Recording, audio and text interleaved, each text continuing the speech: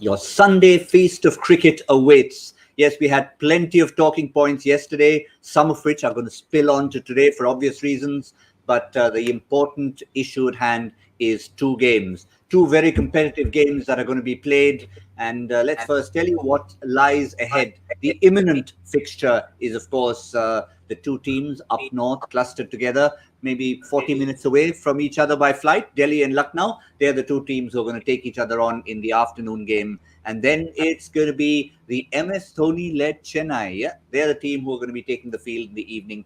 Plenty to talk about there, even before a single ball is bowled. But let's get into the first of two games. This is Lucknow against Delhi. And before I even welcome my panel, let me give all of you the news that only for the third time in the entire tournament, a captain, in this case, KL Rahul, has won the toss and said, we'll bat first. I'm going to pad up. I want to play first. That's what's happening there. Lisa Sthalekar, Michael Vaughan join me on Cricbuzz Live on this Sunday special. Michael, I'm going to come to you first because we were sort of discussing a lot of this bat first yesterday. I think finally, you've been crying out for it. A lot of us have. It's starting to happen. Yeah, I mean, day games, it's a no-brainer. The pitch is good. Make first use of it. KL Rahul, the skipper, he's been in fine form. He's been leading this batting lineup with particularly a nice couple of centuries. So he's probably seen the surface as the captain and gone, yeah, I'll have a bat first on that, please, and try and defend it later.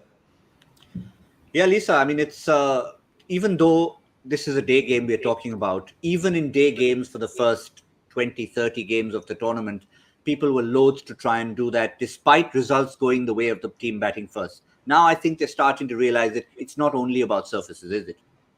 No, it's not about surfaces all the time. It's also about the conditions, as in the heat.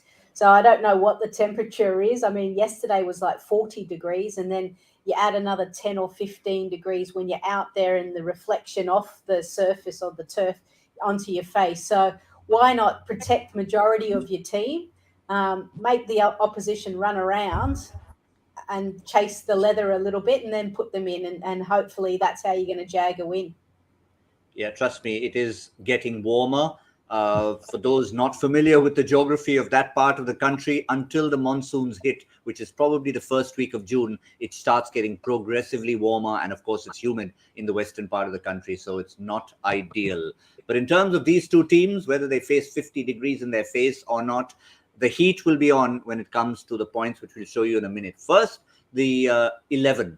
Michael, I'll bring you in on this one. It's been a bit of a rotation policy for Ravesh Khan, out with an injury, then back in, not necessarily injured again, but from what we gathered from KL Rahul, just a little tactical change because they've retained Mohsin Khan, got enough pace bowlers, and therefore the spin is Krishnappa Gautam helps the balance. Yeah, and I guess, you know, in the day games, there is more spin, so it's an understandable change. They've got a good bowling attack. They've got plenty of variation. They've got the paces. Chimera's been excellent. And then they've got the variations of the consistency of Holder.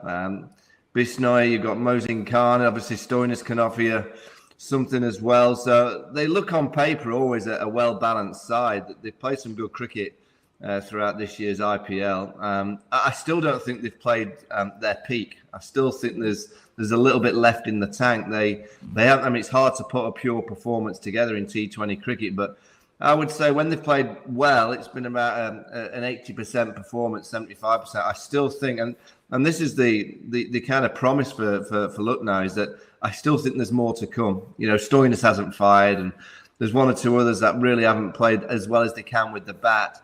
It's been down to the captain himself to really be the mainstay of the batting unit. So that's exciting for Lucknow that they can swap and change when the conditions suit. But also, I do feel they've got a little bit left in the tank in terms of performances. And I think that very issue was even asked by Ian Bishop to KL Rahul at the toss, Lisa, because Rahul himself released a statement how he wasn't too happy with the rest of the side. It's been a bit Butler-like in terms of what Butler is to Rajasthan, Rahul has been for Lucknow. So he'd want a lot more out of the middle and the finishing kick. Yeah, they do need to figure that out. And I think when they originally had Marcus Stoinis down, it was about where to find him, and he started off well, but then hasn't really done anything since then. So they're big purchases. that they thought would be effective. Stoinis hasn't really fired, like I mentioned. Bodoni, he had a great knock right at the start, and then since then has really struggled. And Jason Holder, they've been probably too flexible. And I know in T20 cricket, it's all about horses for courses, matchups, a left-right hand combination. Krunal Pandya as well is being floated up the batting order. But sometimes you need some stability as well, and the players know what their role is. Mm. The one question that will probably be answered in a while because they are batting first. But Michael, if you had control over this batting order, with Manish Pandey left out in the previous game, and they've gone with that combination now of the extra bowler, where would you like to see, say, K. Gautam bat? They experimented with him once at number 3. You keep him down the order and let Huda bat at 3? Oh, I'd put Stoinis to 3. I just think he's not been used in a role that I think would get the maximum amount of Marcus Stoinis and in time obviously help the side. I see Stoinis as a player that needs time to get in, 10, 12 balls, and then he explodes. I think he's a really high-class player that needs that opportunity to bat for longer periods. So I'd be putting Stoinis at number 3. They can mix it up. They've got a few variations that they can, get to that 12th over mark and then start tinkering with the batting lineup. But I always believe in T20 cricket, for the first 10 to 12 overs, it should be quite consistent in terms of your batting lineup. Then you can start tinkering and looking at matchups. But, good players are good players, and they can face all different balls. It's not like they have weaknesses against too many. I think the matchups and that conversation that we have a lot in this modern game is overused. Good players should be able to face different aspects of spin, different aspects of pace. So for that initial first 10 to 12 overs, I think I see too much tinkering. Your best players are your best players for the reason that they can get you the biggest scores. So they need the more opportunities to face more balls. And Stoinis for me is that perfect example that he just needs more balls, and he can get you an 80 or 100 if he's got that opportunity to bat for longer periods. Yeah, it's like having one of those movies where Lisa the Hulk actually comes in about half an hour after the interval. I mean, the thing is, I guess Michael and I have watched Stoinis in the Big Bash, and we know it's a different competition, but he's just better suited, I think, in domestic franchises, competitions, batting a little bit higher. Can understand with the Australian lineup, he kind of goes more of that finishing role. But the main thing is that he needs to have more opportunities. I mean, Huda did well, didn't he? He did well the last game. So sometimes if you feel that he's hitting the ball well at training straight after getting a bit of time in the middle, maybe they'll continue with that. But I agree with Michael. You've got to have a stable base for the first 10 and, like you said, 10 to 12 overs. You certainly do. But what about the opposition? What have Delhi done? Just a few whispers. When are we going to see Anrik Nokia back? Seemed almost an aberration when what happened with the early introduction to him, the no ball, being hit for a few runs, then rested again. But the news is there is still no Anrik Nokia. There is still no Khalil. The word is that Nokia is improving. They're all set, but not back in yet. What about the Delhi 11 then? How does it look vis-a-vis their last game? Exactly the same. They've made no changes. Sakaria would have probably been the one, as they suggested, to make way for Khalil. But in a sense, it's the same 11. Doesn't look a bad 11, Lisa. Just that if he's not ready to come back in, he's not ready. No, that's right. And I mean, there's 6 games after this for Delhi, so there's still a fair bit of cricket still to be played.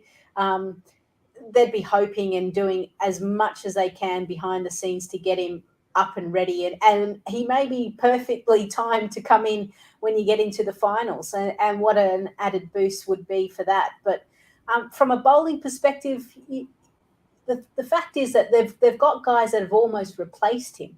I mean, you can't replace that type of pace, but from a wickets and an economical point of view, Mustafa Fazur Rahman has done well. He's been able to keep down the runs. You see that he's picked up 8 wickets, and obviously Khalil Ahmed's not playing today. So he's probably the big loss. But I'm glad that Chetan Sakaria has gotten an opportunity, because we saw him rise to fame last year with Rajasthan, and it's good to see him out there again. It almost seems a bit of a stretched parallel to draw, Michael, but it almost seems that Nokia is becoming to Delhi what Jofra Archer is to Mumbai. Yeah, I guess the one difference is that Jofra's not there, and Nokia is there for selection. Look, they've done okay. The left arms have been exceptional for Delhi. I'm interested with Rishabh Pant and his captaincy today, whether he's learned from his slight switch off, would I say, for those last 10 overs in the last game where Kuldeep ended up bowling 3 overs, he got 4 for. His tactics were a little bit strange. So I wonder if Ricky's just sat him down over a dinner or two just to explain 1 or 2 things that he may have got wrong. Look, they've got good variations. They've got good options. They've been hit and miss throughout the whole of this year's IPL, really. Win, loss. They need to get that second win on the bounce. It can't be that they keep winning a game, then losing, then winning. That's not going to get them anywhere in this year's IPL. It's so tight in the table this year that they've got to get on a roll of winning 2, 3, 4 games on the trot. They've got the potential, they've got the skill, they've got the experience. That opening combination's exceptional. For whatever reason, they've just not managed to consistently put a good performance. And I thought actually the last game they performed okay, and they managed to get over that. Rothman Pal got them over the line at the end. They were nowhere near as good as they can be, but they won. Now, can they put a better performance in today, get another victory and get on a roll? Because they've certainly got the skill levels and the experience to get on one of those winning streaks that we've seen from other teams. Yeah, that would be an interesting one. A dinner between Ponting and Pant. Something tells me that the culinary choices would be vastly different as long as they can get on the same page with the conversation. But if they do, and Delhi were to pick up 2 more points in whatever form they do, it might just be a bit of a turning point. Because, Michael, if you have a look at the points table, we often look at, how much of a swing can you have depending on which team wins. So if Delhi were to win 10 points for them, it's very important to get them into double figures. If Lucknow win, again, that gap between them, they get to 14, Delhi stay on 8, and that's a bit of a swing when it comes to Delhi's chances, despite their last win. Yeah, I mean, it's not a desperately must win, but it's getting close to it for Delhi today, because if they lose today, that's 4 from 9. That means they're going to have to win 4 of the last 5 games you would feel to qualify. I think they need to win today, and then they'll look at winning 3 of the last 5 to get through. I think it's going to be around that number of 8 wins to get through to the eliminations. And they've just got to get on a roll. I mean, it's just for whatever reason, they've just not managed to consistently produce performances. It has been that opening combination that has won them games. There's not been a great deal in the middle. Rishabh himself has had a little bit of a slow start with the batting hand, whether that's the captaincy, whether that's just the game. T20 cricket is a kind of game that you do get a little bit of inconsistency. He's yet to get a 50. And I think for Delhi to go all the way in this year's IPL, it is going to take, not only that opening combination to carry on playing the way it has, but it's going to need a Rishabh. It's going to need that explosion of Rishabh Pant back to his best, which we've seen over the last few years. So I think the skipper somehow has to find his mojo with the willow in his hand and start whacking it and stay in. It's quite a hard combination to get right, to continue to whack it and to get the big scores. But he's certainly got the game to be able to do so. Yeah, and just whack it with one hand. That's what all Rishabh Pant fans will be advising him. Yeah, he scores more with 1 than he does with 2. You're right, actually. It's quite amazing the amount of balls that ping off the middle of the bat with just one hand. Coaches are just probably pulling their hair out. The old traditional coaches going, no, don't do that. Now I've got to try and teach that to the next generation. But really, as Michael said, it will be something that he'll need to step up with the bat, because as we mentioned briefly yesterday, yes, it may seem like a long tournament, but it'll soon get to a stage when you need to win every single game. Have a look at these numbers, which I think support what we're talking about.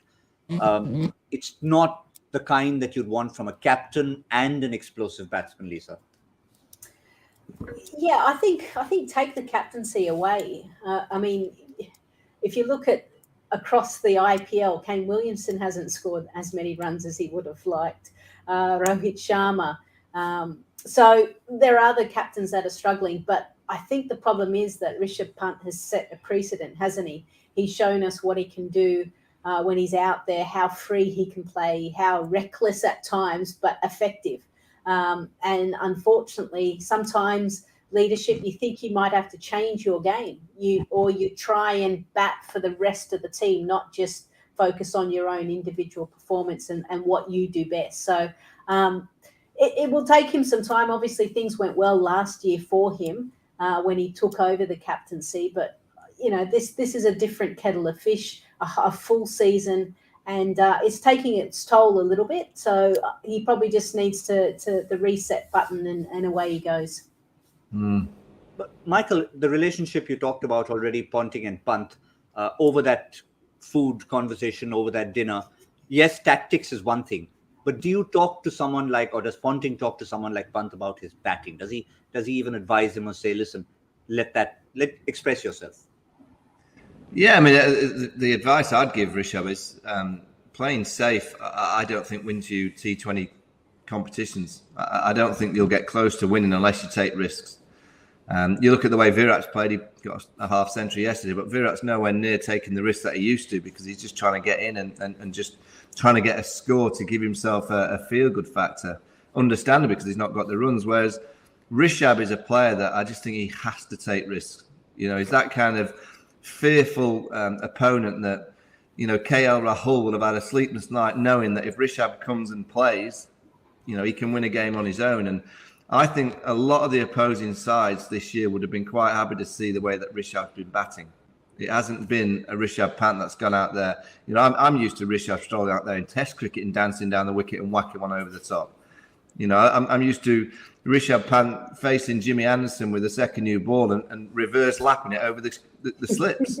That's what I'm used to. So this is T20 cricket where it allows you to express yourself, allows you to take all those risks without a huge amount of consequence because, you're expected to take risks. I would advise him to just go for it more. Go for it more. Take some more risks because if you do and he gets it right, he's got the game and the skill levels and just personally that ability to win a game on his own. If he can get on one of those rolls, there's only a small few players in T20 cricket that can, win their team a game on their own. And Rishabh is in that bracket, so he's just going to take a few more risks. Interesting. Michael should mention that, Lisa. I remember a few years ago, people used to say that to Virendra Sehwag because there was, I think, even a numerical comparison at a time when his strike rate in Test cricket was actually higher than in one-day cricket. And he was starting to play one-day cricket with a little bit too much of thought, whereas Test cricket, he was expressing himself. Maybe Rishabh's doing a bit of that.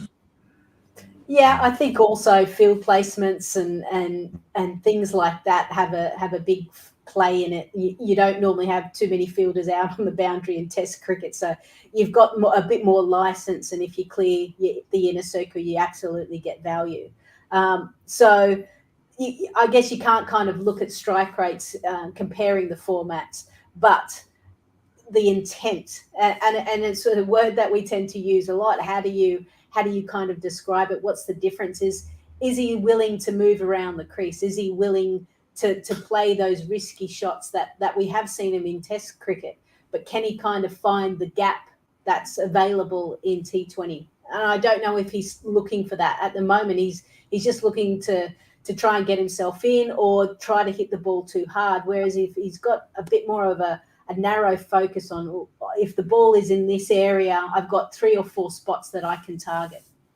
Well, what about all of you? What are we getting from every one of you? And what I'm talking about here is, of course, hashtag Ask Cricbuzz Live. We've got lots and lots of questions that you throw in there. We'd love to pick all of them, but we try and pick one that's relevant to the day today. And we've got a short one for you. Let's see what it is. And here we have Ask Cricbuzz Live for the day. There you go. It's very short from one of our regulars. Is KL Rahul India's best T20 batter currently? Michael Vaughan, go for it.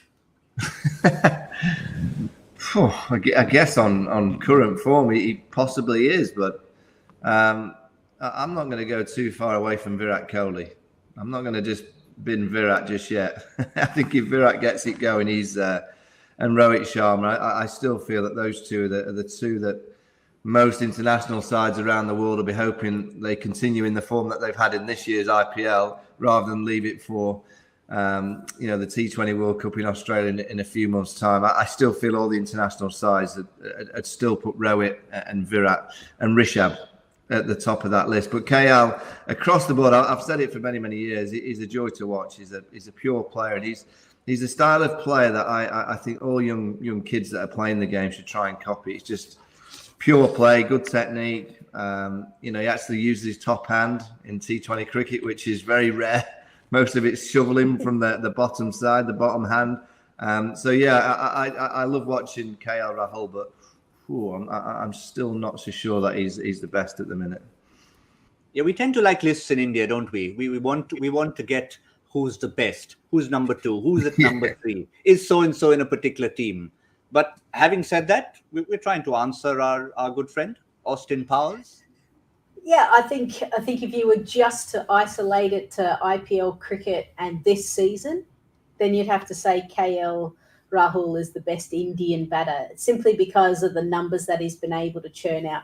I mean, you've got to remember as well, in that 2019, 20, 21, there was lots of discussions around his strike rate. Whilst his average was great and the amount of runs he was scoring, there was a question mark of, hang on, T20 cricket probably need to go a little bit harder. He's identified that and changed that this year, which is great to see. But there are so many great players, and when you start to then put in an international context over it, you can't just base it on an IPL, because playing for your country on different conditions adds so many other variables, should I say, that can change it. So, yeah, he's good, not the best, not yet.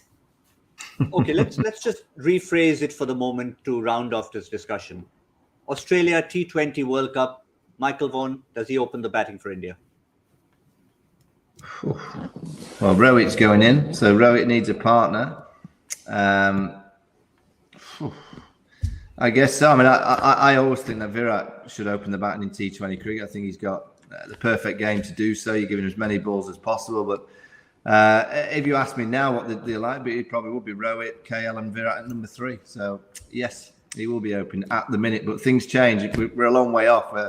2 weeks of an IPL, things change. Never mind 6 months away from a T20 World Cup. But if we had to pick tomorrow's team for the first game of the T20 World Cup, yeah, he'd be opening the batting.